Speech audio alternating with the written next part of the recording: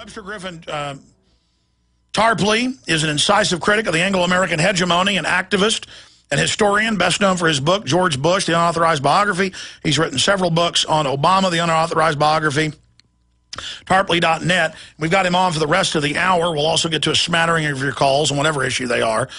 Mike, Mary, Tony, Richard, James, I'll get to you. Jerome Corsi coming up on the latest birther issues. We'll get Tarpley's take on that as well. But Webster, you wrote this key article, U.S. and Pakistan near open war. You've had the U.S. helicopter attack inside Pakistan after the bin Laden thing last week. These al-Qaeda commandos attacking this base yesterday. We've got Pakistan openly in their major papers saying, yes, al-Qaeda is CIA run now. Pakistan's running to China and Russia. Hamid Gul's come on, the former head of Pakistani intelligence, basically concurred with what you're saying here. Any attack on Pakistan will be construed as an attack on China. The Chinese government has now said this is what you talked about 6 months ago on this show as where you saw the next flare-up happening in the Brzezinski model. Dr. Tarpley, we're going to break in 4 minutes. You've got the floor. Break down what's happening.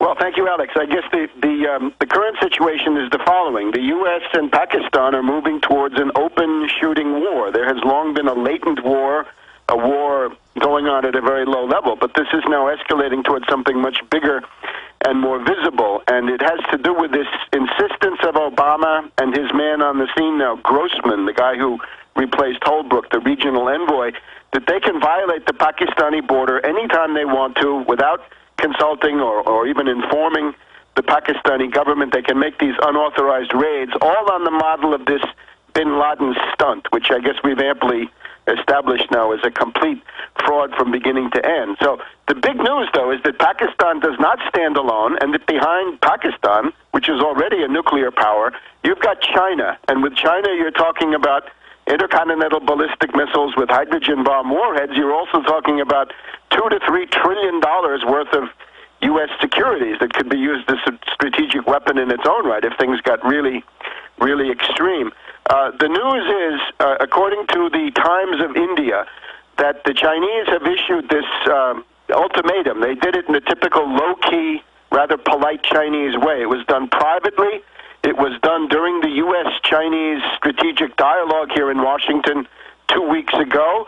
Would have been delivered by Vice Prime Minister Wang Qishan, and it essentially was the Chinese saying to the United States, any attack by the United States on Pakistan would be construed as an attack on China. So if you attack Pakistan, you're attacking China. You quarrel with Islamabad, you got grief with Beijing. And that is a language of ultimatum that we have not heard. The last time I can find that anybody issued an ultimatum to the United States was Khrushchev in 1961, the Soviet leader during the Cuban Missile Crisis and during the Berlin Crisis, which was when this was. The ultimatum was get out of Berlin in 6 months or else something. This is much more specific. It's quite unusual for the U.S. to be on the receiving end. In public and officially, the Chinese Foreign Ministry said last Thursday that everyone must, and that's must, respect the sovereignty and the territorial integrity of Pakistan. So don't attack them and don't try to break them up. And break them up is what the United States is doing. As a token of the seriousness of the China-Pakistan alliance, when the Pakistani Prime Minister Gilani visited Beijing last week, he was given a rather imposing gift. He was given 50, that's 50, of the most modern Chinese jet fighter aircraft. This is the JF-17, and he was given 50 of them for free and right away. So essentially enough to staff a whole air fleet. This is an ultra-gigantic escalation. We're going to come back, Webster. You will continue to have the floor to break down with the precision that only you can deliver, and I mean that because Webster 6 months ago laid all this out, exactly how it would unfold, the color revolutions in the Middle East. I mean, go back and watch those shows. Listen to those shows. They're all archived at prisonplanet.tv. Nobody's got a grasp on the geopolitical machinations of the New World Order like Dr. Tarpley, doctor of history. He's also an economist. I'm Alex Jones. This is the GCN Radio Network, GCNlive.com. Stay with us. Okay, Webster Tarpley, China Their government, as you mentioned, this week and last week, put out official statements. Quote, an attack on Pakistan will be construed as an attack on China. China made good, even when they didn't have nuclear weapons during the Korean War, to ready to have war, full war with the U.S. They were in North Korea, killed tens of thousands of our troops. China is well known by every geopolitical strategist. I want to see if you agree that if they tell you that they're going to do something, they will do it. And they are not to be messed with, and they see this in their sphere of influence. What does this signify, that we have these cold wars that are really hot under the name of humanitarian bombings in Libya, Pakistan? The Pakistanis now, in their major papers, and the head of their Pakistani intelligence, the current head coming out and saying, yes, the bin Laden thing is meant to frame us. Yes, the West is running al-Qaeda inside here to try to blame it on our government to start a war. I mean, I don't think folks understand. This isn't Iraq or even Iran. This is a nuclear power that fought India with 3-to-1 superiority to a standstill. These people will fight, are highly motivated. Tarpley. I think it's an example of the use of irregular warfare, guerrilla warfare, or terrorism beneath the nuclear threshold. The problem the imperialists who run this country have always had with Pakistan is that they can't attack Pakistan directly because, as you say, it's a nuclear power. You can't have a direct military attack. They can respond. So what you've got to do is this subversion, terrorism, guerrilla warfare, irregular warfare. Below the nuclear threshold, they think, but of course the problem is that it always threatens to jump up above the nuclear threshold. It's also worth remembering the way the United States got in there was by an ultimatum to Pakistan. This was in September, October 2001, right? Right after 9/11, Bush called up the president of Pakistan at the time, Musharraf, and said, guess what? If you don't let us use your country for transit into Afghanistan, we will bomb you. And Musharraf said, okay, fine, you can come in. The U.S. was not invited. They basically invaded Pakistan at that time as well as Afghanistan. So what you've got now is a pattern where the U.S., according to the British press, the United States, the CIA, plus the Indians, the RAW, the RAW, the Research and Analysis Wing, plus the Mossad, have created their own fake counter-gang Taliban inside Pakistan. So it's something that looks like the Taliban. It sounds. And by the way, at the Mumbai attack, 3 years ago, it later came out in the Chicago Tribune, even mainstream papers, that it was true. A CIA operative commanded the so-called people attacking, and the only patsy they grabbed, this was in AP, was on 3 different hallucinogens and didn't know who he was. And the head of Indian intelligence said that the West did it, but then he was killed that same day. So that was a black op. Yes, and that guy, David Headley, has just been on CBS Evening News last night. He's testifying at a trial where he goes through this whole spiel. The Pakistanis did it, the ISI did it, and this is a DEA, CIA agent, informant, whatever he is, telling you all these things. It's crazy. But the Taliban counter gang, now what do they do? You have to look at the pattern of terrorism inside Pakistan is dictated by a military agenda. For example, they kill a Saudi diplomat. When you kill a Saudi diplomat in Pakistan, you're attacking that Saudi-Pakistan axis that was set up by Prince Bandar during his visit to Pakistan at the end of March. They set up this mutual assistance pact, basically. If the U.S. tries to overthrow the Saudi royal family with a color revolution or a putsch, the Pakistanis will send a division of troops to put down the color rebellion. And the other thing is, if the United States threatens the Saudis and says, here, do what we say, or we will feed you to the Iranians, at that point, the Saudis can invoke the Pakistani nuclear umbrella.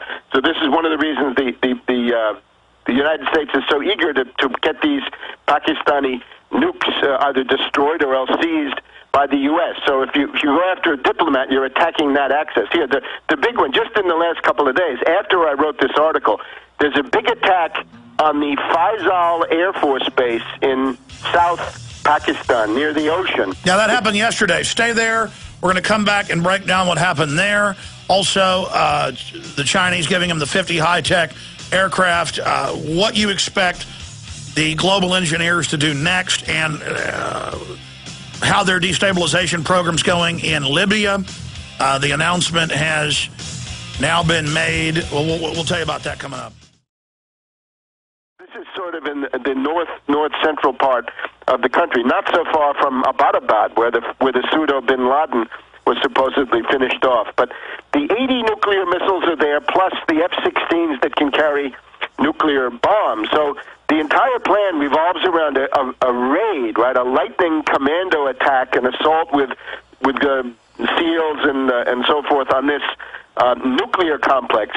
And the idea is then go in quickly and disable the Pakistani nuclear weapons. The British say through the Sunday Express that they're also part of it. So it would be a joint U.S.-British raid into Pakistan to try to seize and destroy these nuclear forces. Now, that would mean that Pakistan would become relatively defenseless against an attack by India. In the background, this whole time in May, there has been a special drill going on of one of the three Indian assault armies, and it's a blitzkrieg drill, nuclear, bacteriological, and chemical, that's going on in the Thar Desert. This is an area called North Rajasthan, and I'm afraid you're going to have to get as familiar with the geography of Pakistan and India as we've gotten with Iraq over the years. So this is a drill that would be designed to cut Pakistan in half in case of war. And if the Pakistanis don't have nuclear forces, they can't defend themselves. That seems to be what all of this revolves around. And so right as he arrives, the plant blows up. An explosion blamed on gas leak. But Bush in 2008 put out a press release, or 2007, admitting that they've got groups and special forces inside there doing this. I mean, that's policy. And an explosion blamed on a gas leak rocked Iran's largest refinery on Tuesday around the time of a visit to the plant by President Mahmoud Ahmadinejad. Iranian media reported that up to 2 people were killed. The blast occurred just before Ahmadinejad was to inaugurate an expansion project of the 400,000 barrel per day. And notice they just signed a deal, Iran did, with Iraq for this natural gas. And no, you're not. It's going to blow up, and we'll do it while Ahmadinejad's there. You dovetail that. I mean, this is this soft kill, low-intensity warfare, unconventional commando-type stuff, where they're really trying to start World War III right now. That is the banks that have hijacked this country. Libya, British attack helicopters to be deployed, seen as the next step to ground invasion. EU lines up resolution to start ground invasion that they promised they wouldn't do. NATO hits Tripoli. U.S. says rebels can open office. Bombing begins of their shipyards. Eight warships sunk 2 days ago. I mean, this is going into high gear. Webster, I mean, are they launching some type of? I mean, this is scary. I think it shows that the U.S. British ruling elite has gone collectively insane, and that they're in a war psychosis. They're also in an austerity psychosis. They're obsessed with the idea that the dollar and all of their derivatives are going down the drain, and they're in a flight forward. So this is a time of tremendous irrationality. The problem we have is that the general public remains unaware of most of these very, very shocking and very, very disturbing and scary events, primarily because the entire left opposition, so-called peace movement and related people, foundation-funded in particular, have essentially given up on opposing Obama. They're not opposing; they're cheerleading the wars. But Webster, I mean, let's back off from this for a moment. Look. Clearly, it's the old thing of ramming the Branch Davidian compound, saying, come out, we're your friends, and the Davidians run out, and the flare footage shows the special forces shooting them, or you watch a Hollywood movie like Mars Attacks, which is a joke on the Pentagon, an archetype with the aliens running around saying, don't run, we're your friends, and the humans come out of their houses, and the aliens laugh and shoot them. Obama comes out and says, we're your friends, Israel, give back the land to the Palestinians. And then a day later says, look, it was all just a psyop. They're saying, don't run, we are your friends. Netanyahu's smiling about all this. It's total theater as they launch the disintegration of the Middle East. I mean, this is hellish what they're doing.